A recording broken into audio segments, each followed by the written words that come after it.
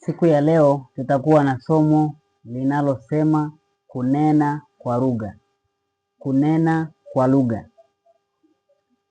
Hii ni mada muhimu sana katika ulimwengu wa Kikristo kuizungumzia na kujifunza ukweli ni upi kuhusiana na karama ya lugha katika maandiko matakatifu ya Biblia. Maana imefikia sehemu kuna utofauti wa uelewa wa namna gani karama hii inatenda kazi kama ambavyo Mungu alikusudia. Tutaangalia kwa namna ambavyo Mungu ataruhusu katika siku ya leo, tuone uhalisia na ukweli wa karama hii ya lugha ukoje. Ambatana pamoja nami mtazamaji wa channel ya IMS Tanzanian Western Field. Mimi naitwa Gabriel Atanasi Temanya.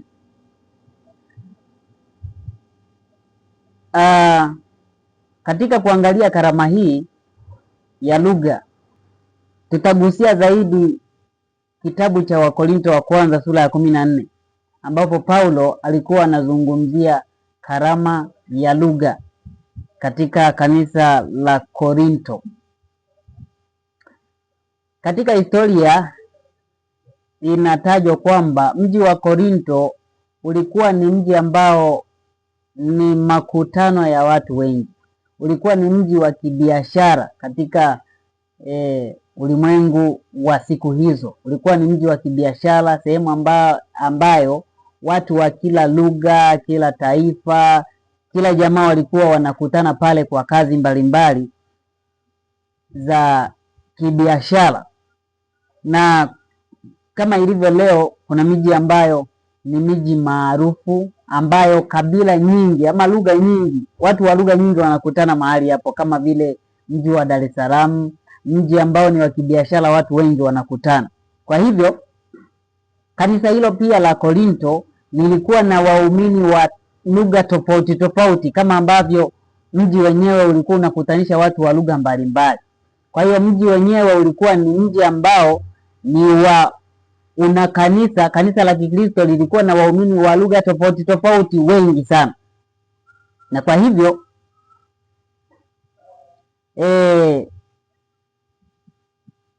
kila mmoja alikuwa anazungumza kwa lugha yake. Kila mmoja alilazimika kuongea kwa lugha yake, na kitu ambacho kilileta kutokuelewana katika kanisa la Korinto, kitu ambacho kilileta machafuko, watu kila mmoja akisema kwa lugha yake mwenyewe ambayo anaielewa mwenyewe. Lakini pia ule uwasilishaji wa ujumbe kama ambavyo Mungu alikuwa amekusudia ukawa haupo, kwa sababu ya lugha kutofautiana na kila mmoja akiongea kwa lugha yake. Sasa siku ya leo tutazungumzia karama za lugha kwa namna mbili. Karama ya lugha kwa namna mbili. Karama ya lugha, kitu cha kwanza ni karama kutoka kwa Mungu. Karama ya lugha ni kipawa kutoka kwa Mungu, na kipawa hiki kimegawanyika kwa namna mbili. Karama hii ya lugha kwa namna ya kwanza ni kitendo cha mtu kuwezeshwa kunena ama kusema kwa lugha ambayo alikuwa haijui kabisa, na kile ambacho anakizungumza kwa lugha ambayo hajawahi kuzungumza, wengine wanaelewa kwa lugha yao. Kila mmoja anaelewa kwa lugha yake, lakini huyu anayezungumza anazungumza kwa lugha ambayo naye hajawahi kuizungumza. Kipawa hiki cha lugha kilijidhihirisha siku ya Pentekoste. Ukisoma kitabu cha Matendo 2, siku ya Pentekoste mitume waliposhukiwa na Roho Mtakatifu, kila mmoja alisema kwa lugha wakati anazungumza. Wale wote wa lugha zingine tofauti wakawa wanaelewa kwa lugha zao wenyewe, lugha ambayo mitume hawakuwahi kujifunza popote, isipokuwa kwa uwezo wa Roho Mtakatifu waliweza kusema kwa lugha mpya ambayo hawajawahi kuzungumza, na lugha hiyo mpya ambayo hawajawahi kuzungumza ikaeleweka kwa wengine, kila mmoja kwa ndimi zake. Kitabu cha Marko 16 mstari wa 16 na 17 inaeleza juu ya ishara ambayo Yesu aliwaambia mitume kwamba ishara ya waaminio watanena kwa lugha mpya. Mojawapo ya tukio ambapo ulikuwa ni utimilizo wa maneno hayo ya Yesu ni kwamba siku ya Pentekoste mitume walinena kwa lugha mpya ambayo hawajawahi kunena, lakini wale ambao walikuwa wanasikiliza maneno ya mitume wote walisikia kila mmoja kwa lugha yake. Ukisoma sura ya 2 ya kitabu cha Matendo utaona matukio kama hayo, jinsi tukio hivyo lilivyoenda. Kwa hiyo Mungu alifanya hivyo kwa sababu gani? Mitume wengi walikuwa ni watu ambao ni wa Kiyahudi zaidi. Lugha ambayo walikuwa wanajua ni ya Kiyahudi zaidi ama Kiebrania tu. Lakini lugha zingine za mataifa mengine hazikuwepo ama walikuwa hawazijui. Na sasa Mungu alilazimika kuwapa kipawa hiki cha lugha ambacho hawajawahi kukipata, lugha ambayo hawajawahi kuizungumza, ili waeleweke kwa kila mmoja. Kwa hiyo kulikuwa na kikwazo cha lugha ambacho hawa mitume kingewafanya wasiweze kuwafikia watu wengine, kuwahubiri Injili. Kikwazo cha lugha ilikuwa ni mojawapo ambacho kingewafanya wasihubiri Injili kwa lugha na mataifa yote. Hivyo Mungu ili kuondoa kikwazo cha lugha akaja na kalama ya lugha ama kipawa cha lugha ambacho aliwapatia hawa mitume kwa nguvu ya Roho Mtakatifu, wakasema kwa lugha ambayo kila mmoja alielewa. Hii ndiyo maana ya kwamba karama ya lugha ni kutoka kwa Mungu. Karama hii ya lugha aina ya kwanza, ambayo ni mtu ananena kwa lugha ambayo hajawahi kuinena na watu wengine wote wanaelewa kwa lugha zao. Karama hii haihitaji tafsiri, haihitaji kutafsiriwa. Ni karama ambayo inanyooka moja kwa moja, anayesema anaeleweka kwa wengine kwa namna zote za lugha. Karama ya pili au karama ya aina ya pili inayotoka kwa Mungu, ambayo bado na yenyewe ni karama ya lugha, ni karama ya lugha hii tunayozungumza kwa uelewa na ufahamu na akili. Ile karama ya kwanza tuliyoiona ni karama ya lugha ambayo mtu anazungumza si kwa akili zake kwa sababu haijui, si kwa ufahamu wake kwa sababu haijui, lakini anazungumza Kihaya, anazungumza Kisukuma, anazungumza Kichina bila yeye kujifunza hizo lugha. Hiyo ni karama ambayo haihitaji kujifunza. Hii karama aina ya pili ni karama ambayo mtu anazungumza kwa lugha anayoifahamu yeye, na kitu ambacho wengi hawajui kwamba hata karama hii ya lugha ambayo lugha mama tunaita kwa lugha rahisi, lugha mama nayo ni karama kutoka kwa Mungu. Watu wengi hawajui, wanafikiri ni lugha tu ile ambayo inakushukia kimiujiza kama ile ya kwanza tulivyoona. Wanafikiri hiyo pekee ndio karama ya lugha, lakini kumbe karama ya lugha hata hii tunayozungumza, Kichaga, Kichina, Kiswahili, Kiingereza, nayo ni karama ya lugha kutoka kwa Mungu, kwa sababu karama hizi hazikuwepo ama lugha hizi hazikuwepo mpaka pale ambapo Mungu mwenyewe alizitoa akawapatia wanadamu kule katika ujenzi wa mnara wa Babeli, pale ambapo walichafua ndimi zao wakawa na lugha tofauti tofauti, kila mmoja kwa lugha yake, na wakaelewana wale ambao walikuwa wanazungumza lugha moja. Hivyo karama ya pili ya lugha ni hii ambayo tunaizungumza kwa akili na kwa ufahamu, yani lugha mama, nayo ni karama ya lugha ambayo Mungu anakusudia tuitumie kupeleka Injili. Kila karama ya Mungu, kitu ambacho ni cha kukumbuka mpendwa, kila karama ya Mungu ni kwa ajili ya kuokoa roho za watu, ni kwa ajili ya kupeleka habari njema. Hilo ndio kusudi la karama yoyote ambayo Mungu anaitoa. Na ndio maana katika Biblia anasema ametoa karama nyingi ili kanisa lijengwe, sio mtu binafsi ajijenge. Kila karama ni kwa ajili ya faida ya wengine. Aliyepewa karama ya uimbaji ni ili awafaidishe wengine, sio ajifaidishe yeye. Yeye anafaidika kwanza, sawa, lakini bado anahitaji kuliimarisha kanisa. Kitu kingine, mtu ambaye amejaliwa karama ya unabii, karama ya nini, lengo si kwa faida yake bali kwa faida ya wengine kama ndani ya kanisa. Kwa hiyo karama kama ilivyo karama ile ya kwanza tulivyoona, ambayo haihitaji kujifunza, ni kwa lengo la kufikisha habari njema kama Mungu alivyokusudia, ndivyo ambavyo hata karama hii tulionayo ni njia ya Mungu kufikisha ujumbe kwa wengine, kwa sababu lugha huwa inaitwa ni njia ya mawasiliano, na bila mawasiliano habari njema haiwezi kufika. Hivyo Mungu anatutaka tutumie karama hii kufikisha habari njema kwa wengine kwa lugha hii ya tunayotumia katika mawasiliano. Hii lugha sasa, hii karama ya lugha ambayo ni lugha mama, ambayo nayo ni karama katika kupeleka Injili, ni karama ambayo inahitaji mkalimani, inahitaji tafsiri. Kama wale wanaosikiliza sio wa lugha hiyo. Kisukuma ni karama ya lugha, lakini kama Msukuma ndio anayo habari njema, anataka kuwapatia Wachaga habari njema, basi kutahitajika mkalimani ambaye anaelewa Kichaga na Kisukuma, ili Msukuma anapozungumza huyu mkalimani awatafsirie hawa Wachaga. Hiyo ndio karama ya lugha aina ya pili, ambayo inahitaji mzungumzaji na anayetafsiri, ili hadhira ipate kuelewa kipi ambacho msemaji anakizungumza.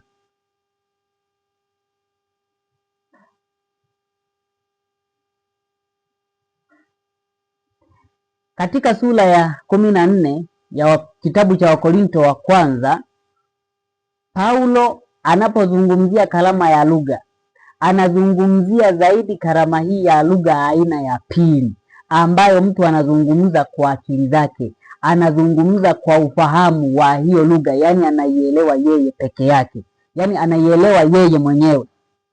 Kama ambavyo mimi nitazungumza Kiswahili, lugha ambayo naielewa na ifahamu. Karama hii ya lugha ndio inayozungumziwa katika Wakorinto wa kwanza sura ya 14 na Paulo.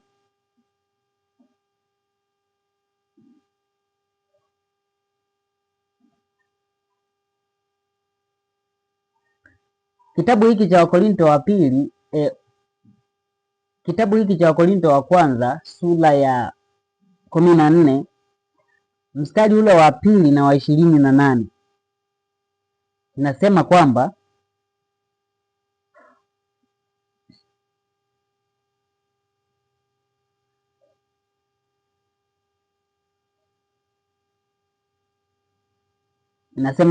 maana yeye anenaye kwa lugha hasemi na watu, bali husema na Mungu, maana hakuna asikiaye, lakini anena mambo ya asili katika roho yake.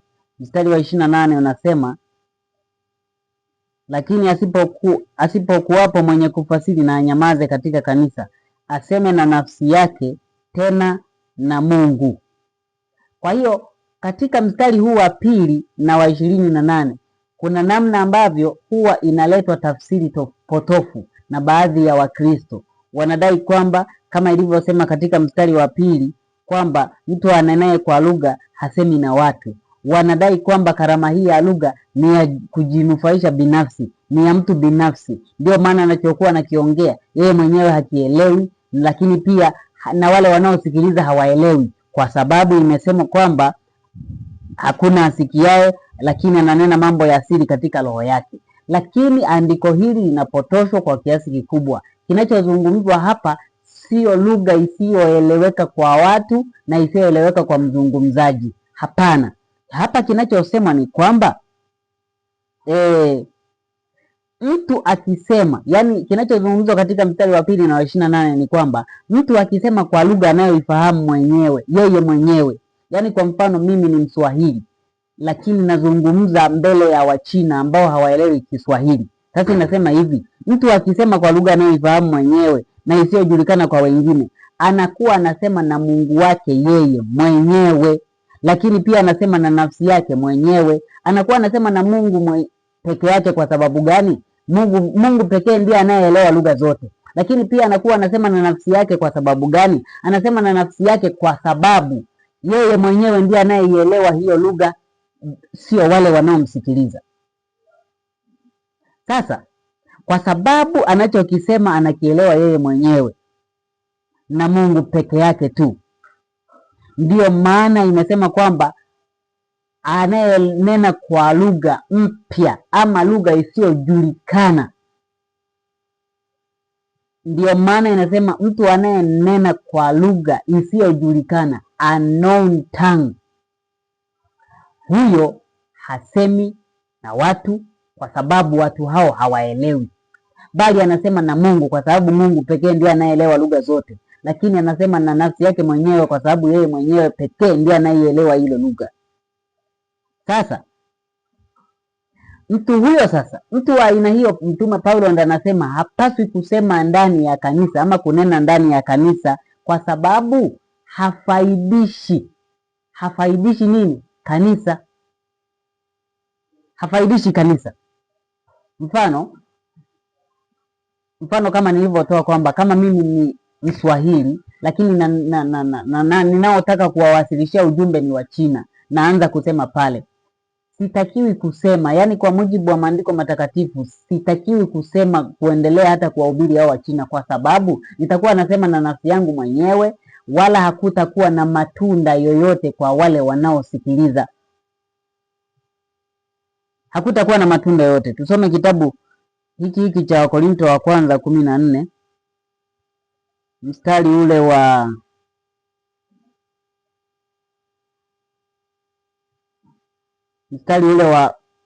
14, anasema, maana nikiomba kwa lugha roho yangu huomba, lakini akili zangu hazina matunda. Mstari wa 15, imekuwaje basi nitaomba kwa roho, tena nitaomba kwa akili pia? Mtaimba kwa roho, tena nitaimba kwa akili pia. Katika maandiko haya anasema kwamba Paulo anasema maana nikiomba kwa lugha, yani akiomba kwa lugha isiyojulikana kwa watu, roho yangu huomba, yani yeye anakuwa anaelewa anachokiomba, lakini akili zangu hazina matunda. Anaposema akili zangu hazina matunda, maana yake ni kwamba yani kila anachokisema kinakuwa hakina matunda kwa wale wanaosikiliza, hakina faida kwa wale wanaosikiliza. Ndio maana hatimaye sasa Paulo anasema mtu huyu ambaye anasema kwa lugha isiyojulikana kwa wengine hapaswi kuzungumza ndani ya kanisa pasipo kuwepo na anayefasiri, maana bila kuwepo mfasiri hakuna faida yoyote, kanisa halifaidiki na chochote, na lengo la karama ya lugha hiyo ni Mungu alijenge kanisa lake. Hivyo kama hakuna mkalimani, kama hakuna anayetafsiri, basi huyo mtu anakuwa hapaswi hata kunena ndani ya kanisa. Paulo katika mstari ule wa 18 aliwaambia kwamba namshukuru Mungu ya kuwa nanena kwa lugha zaidi ya ninyi nyote. Hapa Paulo alikuwa anazungumzia lugha gani? Hazungumzii lugha kama wanavyotafsiri hao Wakristo wengine kwamba ananena kwa lugha ambayo yeye mwenyewe haisikii, hajielewi, na wale wengine wanaosikiliza hawaelewi, lugha za makelele ambazo hazieleweki. Hazungumzii hizo lugha ambazo anasema mimi ninanena kwa lugha kuliko ninyi. Anazozungumzia lugha hapa ndio hizi kalama za lugha ambazo mtu anazijua kwa akili yake. Yaani kwa mfano mimi najua Kiswahili, ninajua Kiingereza, ninajua na lugha nyingine, lugha mama. Hizo lugha nazijua kutoka kuzaliwa, nazielewa. Hivyo najua lugha nyingi. Hizo ndizo Paulo alikuwa anazungumzia hapo. Kwa sababu Paulo alikuwa mjuzi wa lugha nyingi, alikuwa anajua Kiyunani, anajua Kirumi, anajua Kiyahudi. Umeona? Anajua Kiaramu, zilikuwa ni lugha zaidi ya moja. Hivyo sasa nawaambia mimi ninanena kwa lugha zaidi ya moja. Alikuwa hatambi kwa lugha zile ambazo hazieleweki. Alikuwa hatambi kwa lugha hizo, bali anazungumzia lugha zile ambazo yeye anazijua kwa akili yake ni zipi. Umeona? Ndipo mstari wa 19 anasema, lakini katika kanisa napenda kunena maneno matano kwa akili zangu. Ananena maneno matano kwa akili zake ili akili zake zizae matunda, yaani kwamba wale wanaosikiliza wapate kunufaika na kile ambacho Paulo anakisema. Hasemi kwa lugha ya Kiaramu wakati Waaramu hawapo, wapo Wayunani. hasemi kwa lugha ya Kiyunani, wakati kuna Warumi tu pale na Wayahudi ambao hawaelewi, bali anachagua lugha ambayo inawafaidisha na wengine ili waelewe, hata kama ikiwa ni maneno machache, basi iwe ni faida kwa kanisa, kanisa lijengwe. Anasema kwamba nipate kuwafundisha wengine zaidi ya kunena maneno 10,000 kwa lugha. Kwa hiyo anasema bora kunena kwa lugha ambayo mnaielewa wote, maneno machache, mjengwe, muelewe ninachokisema, kuliko niseme kwa lugha ambayo haijulikani halafu msielewe chochote. Hicho ndicho Paulo alikuwa anazungumzia hapa. Kwa hiyo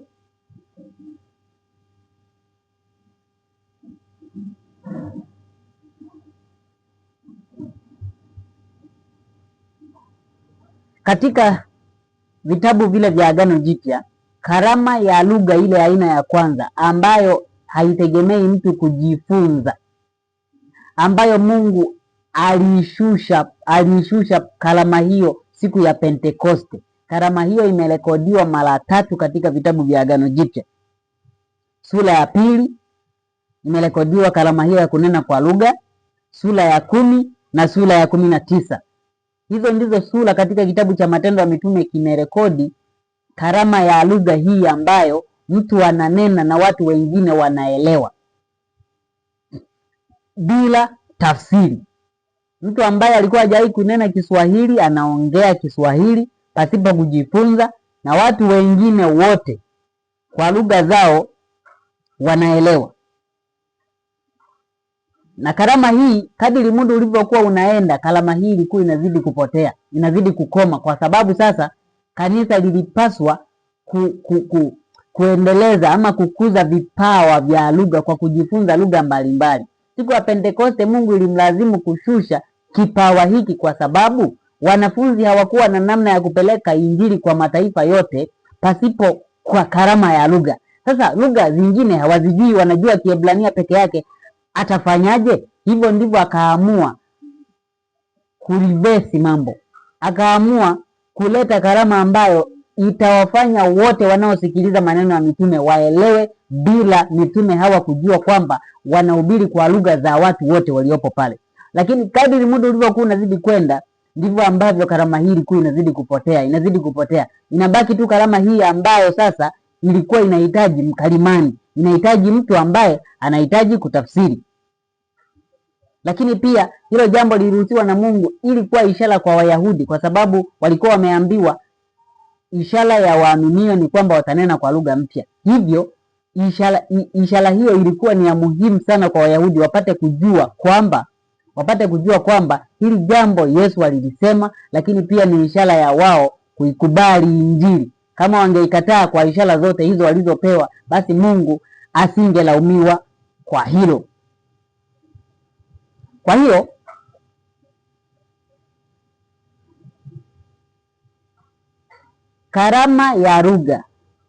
karama ya lugha kwa mujibu wa maandiko matakatifu haihusishi lugha ambazo sio za kibinadamu. Mahali fulani Paulo anasema kwamba nijaponena kwa lugha za malaika, nijaponena kwa lugha sijui lugha gani, kama sina upendo ni bure. Maneno hayo ya Paulo huwa yanachukuliwa kana kwamba kuna karama ya lugha ya malaika wa mbinguni, lakini kwenye Biblia hakuna karama ya lugha isiyo ya kibinadamu, kwa sababu lengo la karama zote ambazo Mungu amezitoa ndani ya kanisa lake ni kwa lengo la kulijenga kanisa, sio mtu kujinufaisha binafsi. Ndio maana hata huyu ambaye anazungumza Kiswahili mbele ya Wachina hapaswi hata kuzungumza, kwa sababu hakuna faida yoyote. Bora azungumze yeye peke yake akiwa kimoyomoyo, hata hawa wengine ambao sio Waswahili wasisikie. Hivyo karama ya lugha inahusisha lugha za kibinadamu, kwamba huyu anasema nini ili kieleweke na kieleweke kwa watu na kanisa lijengwe. Kwa hiyo hakuna karama ya lugha za malaika. Lakini pia kuna andiko moja ambalo huwa linapotoshwa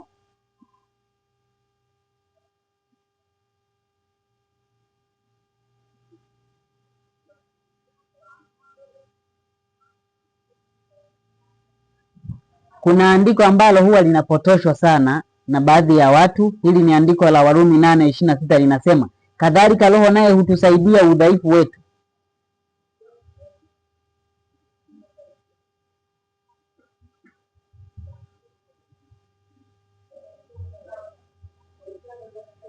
Kadhalika Roho naye hutusaidia udhaifu wetu, kwa maana hatujui kuomba jinsi tupasavyo, lakini Roho mwenyewe hutuombea kwa kuugua kusikoweza kutamkwa. Hili ni andiko ambalo huwa linatumiwa vibaya, linatumiwa kana kwamba ni roho, karama ya roho hii ya lugha ni karama ambayo haiwezi kutamkika. Ndio maana mtu anayenena kwa lugha, watu wengine hawaelewi kile kinachosemwa, hawasikii kile kinachosemwa. Lakini andiko hili halizungumzii karama ya lugha, halizungumzii karama ya lugha. Hili linazungumzia namna ambayo mtu anaweza akawa katika majonzi, anaweza akawa katika hali fulani ambayo ni ya shinikizo kubwa. Hivyo sasa anashindwa hata aseme maneno gani ambayo ni ya kumwambia Mungu ili aweze kumsaidia. Hivyo katika mazingira kama hayo, Paulo ndiye anasema sasa Roho wa Mungu hutusaidia kuomba ili kuwasilisha haja zetu ambazo kwa midomo yetu hatutamki, lakini mioyo yetu inazungumza kwamba kuna hitaji fulani. Kwa hiyo Warumi 8:26 haizungumzii karama ya lugha, bali inazungumzia namna ambavyo mtu anaweza akasikilizwa na Mungu bila kutamka maneno ya mdomo. Kwa hiyo katika Biblia hakuna karama ya lugha isiyo ya kibinadamu, wala hakuna karama ya lugha kwa ajili ya maombi tu.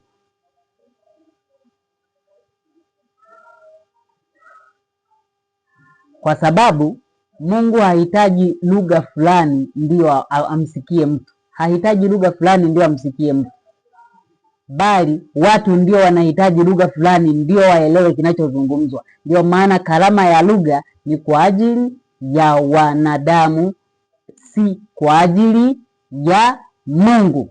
Mungu atusaidie sana tuelewe karama hii ya lugha, kwa sababu imepotoshwa upotofu mkubwa ambao unaingiza karama za lugha ambazo kwenye Biblia hazijatajwa, za kusema maneno mengi ambayo mzungumzaji mwenyewe anadai kwamba haelewi, eti ni Roho wa Mungu amemshukia. Lakini ukweli ni kwamba haipo karama ya namna hiyo, ya kwamba wewe umeshukiwa na sijui na vitu gani, halafu unasema huelewi unachokizungumza na wakati huo wanaosikiliza hawaelewi unachokisema. Hakuna karama kama hiyo katika maandiko matakatifu, hakuna karama ya lugha kama hiyo. Karama ya lugha iliyopo ni ya mtu kunena lugha ambayo hajawahi kujifunza na watu wengine wote wanasikiliza, kama ilivyokuwa siku ya Pentekoste. Lakini karama nyingine ya lugha ni hii ambayo unazungumza kwa akili zako lugha unayoifahamu, halafu anahitajika mkarimani ili kuambia ama kuwatafsiria